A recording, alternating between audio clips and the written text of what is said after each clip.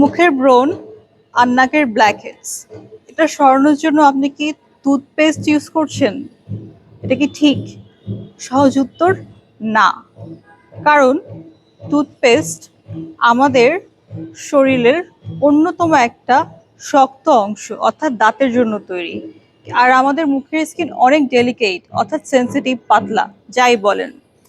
এখন এটা সত্য যে টুথপেস্টে অনেক অ্যান্টিব্যাকটেরিয়াল প্রপার্টি থাকে, কিন্তু টুথপেস্ট এতই স্ট্রং একটা জিনিস যেটা আমাদের মুখের ডেলিকেট স্কিনে অ্যাপ্লাই করলে স্কিনে ইরিটেশন হতে পারে।